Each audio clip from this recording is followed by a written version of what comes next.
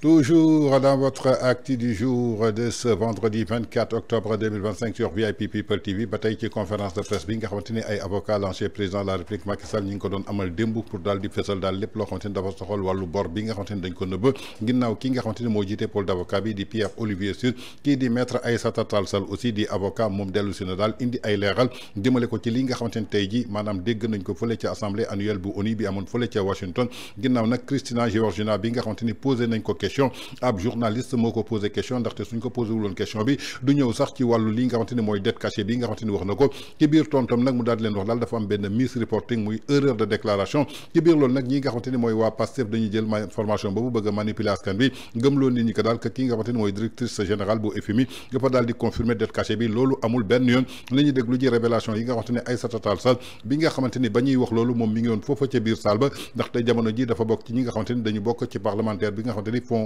monétaire international moo nekk foofa ci FMI moom Aïssata Tall Sall dañ ko ci tambal dañ ko ci tàkkal ndombal tànk nañu déglu ji maître Aïssata Tall Sall dellu soir. Tout le monde se souvient lorsque le Premier ministre a fait sa sortie pour dire qu'il y a une dette cachée au Sénégal. Il ne nous dit pas c'est quoi cette dette cachée. Il ne nous dit pas comment cette dette a été cachée et il ne nous dit pas en quoi consiste cette dette cachée. Mais quelqu'un qui parle, qui dit il y a une dette cachée, on imagine, on suppose, on est même convaincu qu'il a les éléments entre ses mains. Mais on ne déclare pas que la dette est cachée pour aller faire recours à des expertises, des cabinets futiles, illustres, futiles internationaux pour valider sa parole. C'est ce qu'on appelle aller a posteriori pour aller chercher des éléments qui viennent conforter sa déclaration d'a priori. Sur quoi le gouvernement du Sénégal s'était fondé en septembre, je crois, 2024, bientôt un an, pour dire qu'il y a une dette cachée, sans en rapporter la moindre preuve, sauf à nous dire qu'il y a un rapport de l'inspection générale des finances, il y a un rapport de la Cour des comptes, et finir par aller lui-même chercher un cabinet d'expertise Mazars pour venir essayer de conforter ces allégations. Je pense que de leur point de vue, ce n'est pas l'attitude que quelqu'un doit avoir quand on a les éléments en main. Et moi, je n'ai jamais vu un gouvernement parler alors qu'il n'a pas les éléments en main. Deuxième chose, toujours les concernant. Cette chose-là, le bâtonnier Sur, Maître El Hadji Amadou Sall sont revenus là-dessus, mais le gouvernement est redevable de nous informer. Il est obligé. Ils ont cité la Constitution, ils ont cité les lois organiques, mais il y a une dernière loi, 26 août 2025, il y a quelques semaines, où l'Assemblée nationale dit que la personne qui est redevable de l'information est obligée de mettre cette information à la disposition de celui qui la demande. Et d'ailleurs, si la personne ne le fait pas, elle est passible de poursuites pénales et condamnée à payer au minimum des amendes. Alors, à qui on a affaire? À la Cour des comptes. C'est l'administration ou ce n'est pas l'administration? C'est le ministre des Finances. C'est l'administration ou ce n'est pas l'administration? Détiennent-ils l'information? Oui, ils détiennent l'information. Pourquoi ils ne la communiquent pas? Eux savent. Par contre, tous savent et nous savons qu'ils ont violé la loi en refusant de communiquer les documents. Et pourquoi ils ne les donnent pas? Qu'est-ce qu'il y a à cacher? Qu'est-ce qu'il y a à cacher? Voilà pourquoi le bâtonnier Sur dit on a quitté une affaire de dette cachée pour tomber dans une affaire de documents cachés et cachés délibérément par l'État du Sénégal. Le rapport du cabinet Mazars. Il a fallu que les avocats introduisent le courrier pour qu'on le distille de façon très pernicieuse dans la presse. Chaque matin vous vous levez, vous lisez un bout qui ne dit rien, qui n'explique pas grand-chose. Nous, on veut la conclusion, on ne veut pas des bouts de rapport. Donc voilà les deux choses que je voulais dire sur eux. C'est de faire l'annonce sans... Tout le monde se souvient,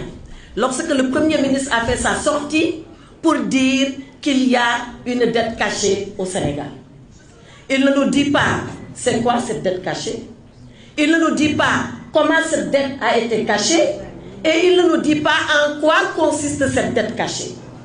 Mais quelqu'un qui parle,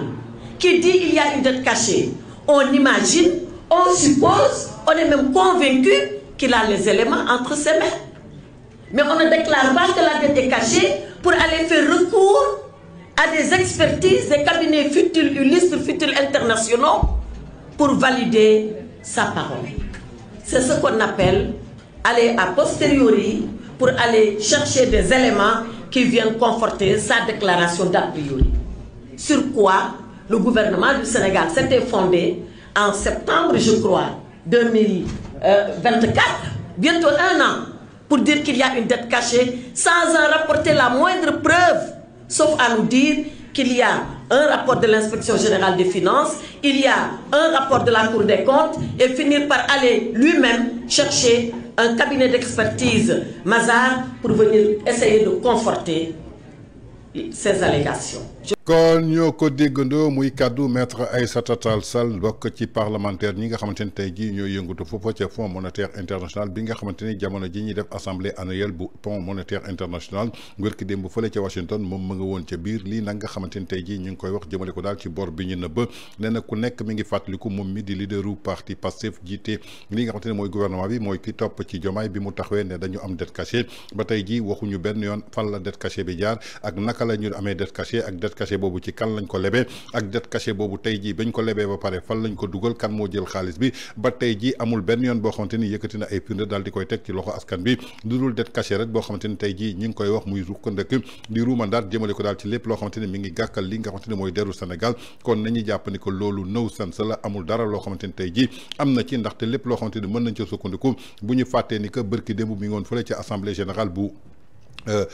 FMI ginnaaw nag bi nga xamante ni daal ci couloir yi yëpp lenn rek la ñuy waxtaanee mooy Sénégal benn rafetul ci deru Sénégal ñaar baaxul aussi ci li nga xamante ni tey jii mooy ñoom ñi nga xamante ni ñoom ñoo nekk ci boppu nguur gi ndaxte boobu ba tey gis nañu FMI dafa banque ay loxoom nanguwul jël ñaar dërëm ñaari 15 pour garantir leen gis nañu jafe-jafe yoo xamante ni ñu ngi koy dund kon mbir la daal boo xamante ni tey jii ñoom war nañu delluwaat ginnaaw xam nañ ko dañoo def erreur ay discours politique rek lañ doon yëkkati alors que en économie politique waru ci dugal loxoom mais ñàkk xam tey jii moo tax ay nit yoo xamante ni ay stagiaire lañu ñu dénk leen bopp réew première erreur bi ñuy njëkk a def maanaam jël bal daal di koy tirer seen bopp ginnaaw daal pour tuumal ak gàcceel li nga xamante ni mooy président Macky Sall moo taxoon daal ñu yëkkati ay discours politique daal di koy teg mais ba jusqu'à l'extinction du soleil ñoom du ñu mës a firndeel li nga xamante ni mooy dette cachée bi ndaxte du ñu wax nit ñi naka la amee